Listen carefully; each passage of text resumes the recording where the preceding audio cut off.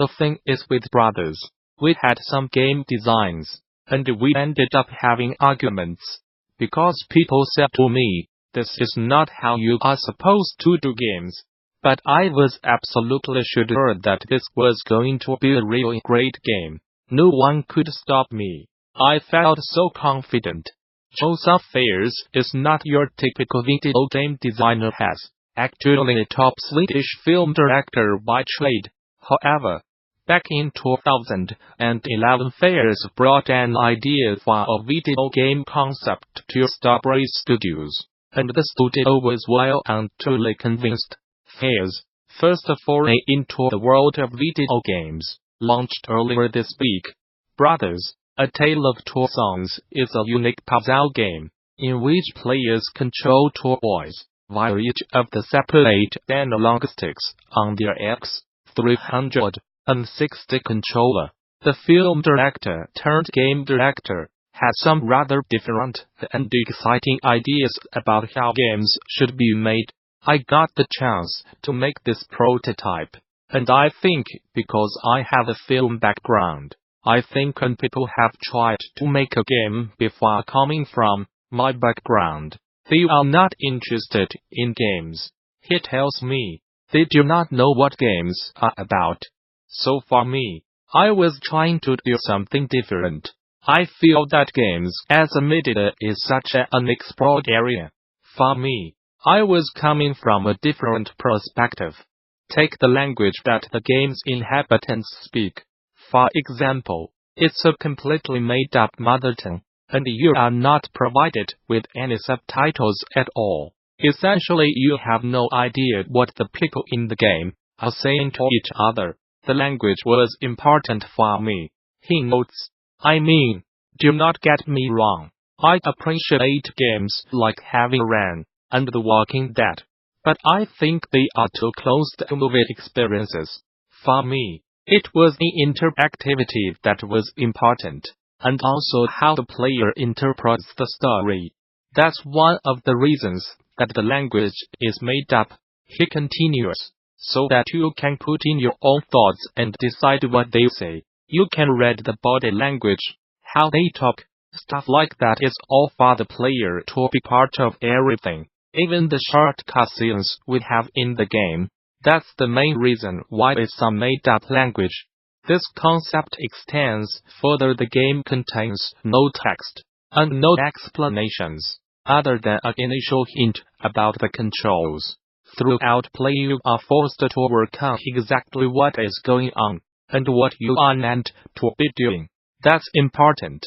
Says Fares. It's really up to the player to interact and get a feel for how the brothers are, and what their personalities are.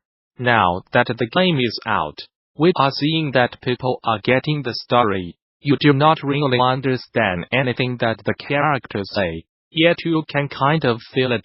It's more interactive, and you get to know these brothers more, and what's going on with them. What's really interesting is how this leads to the player creating their own narrative. For example, when I played the game, I found myself moving the older brother in front of the younger brother. There is absolutely no real reason to do this, but rather, it silently became part of my own narrative for the game. We have seen some players do that because it comes kind of natural in Fierce offers. They feel that the big brother is responsible. It's exactly those sorts of reactions that I like. When players input their own sort of idea of what's going on, and even have their own idea of what sort of relationship they have. This is all good, he says. It's part of the interactivity, not only to the gameplay, but also to the story. I am glad that people are doing that. At one point during our chat, I questioned whether Fares had considered adding a multiplayer cooperative mode to the game, in which two players could take control of each of the brothers and work together. Before I even got the question out, Fares was shouting, "No, no, no. That is absolutely out of the question," he says. It's something that people have been asking me all the time. From the publisher and everything. but I have always said it is impossible. It's never going to happen. I remember the first time we brought the game to Microsoft, and they said that to me. He adds, but the idea is that you actually connect left hand is big brother, right hand is little brother. Players will understand once they have played all the way through the game why it is important to keep the brothers on each hand. It's the way in which the puzzles have been designed that stops co-op ever being a possibility for brothers.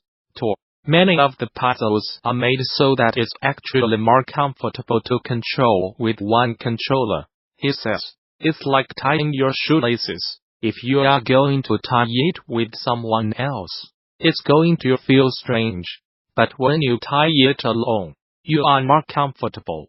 That's the idea. I mean, most of the puzzles in Brothers are designed in that way, so you feel more comfortable controlling it yourself. The variety in the puzzles was also a sticking point for Fares, and something that caused arguments.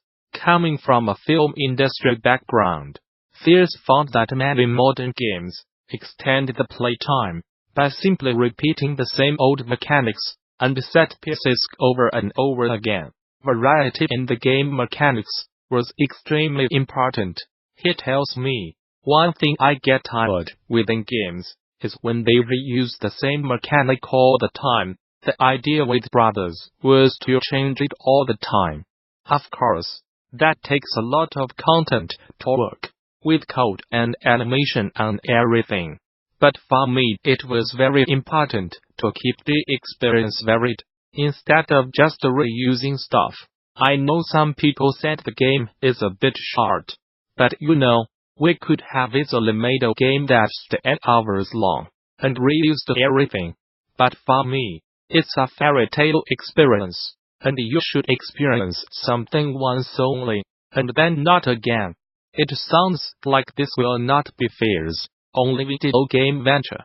The director is keen to explore more ideas, and use his background to create even more different game experiences. I really felt like, and I still really feel, like I have a lot of ideas for games that I hope I can make in the future. He says, VentureBeat Hennig discusses how single-player games are not dead.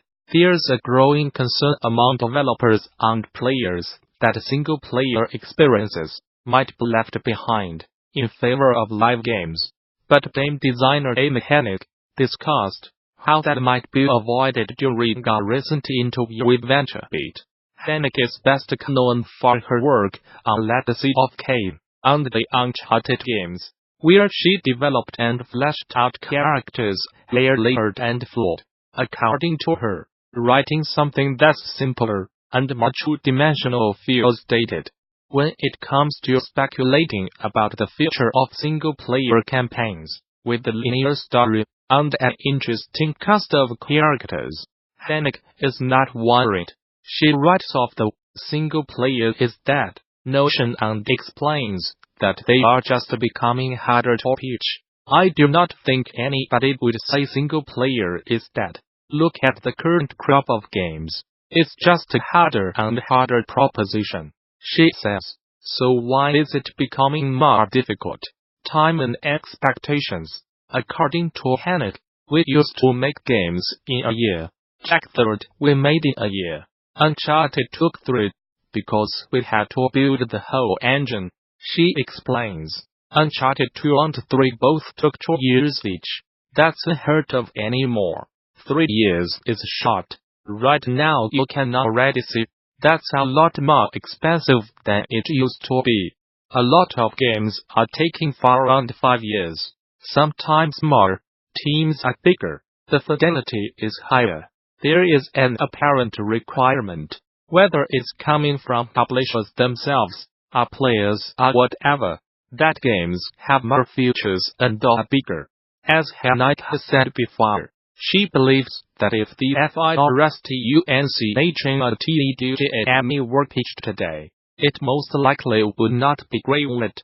The idea of a finite 8-ish hour experience that has no second modes No online. The only replayability was the fact that you could unlock cheats and stuff like that. No multiplayer, nothing. That does not fly anymore. But single-player games have something special that live games struggle with, Hennig says, and that's Starbreeze. All of those things I do not know the word I am looking for. But they play less nicely with Starbreeze. They are less conducive to traditional storytelling, she says. That has a shape on an arcade destination. At end, a game that is a live service that continues does not. Be sure to read the entire piece over at VentureBeat, where Hennig also talks about literary Easter eggs.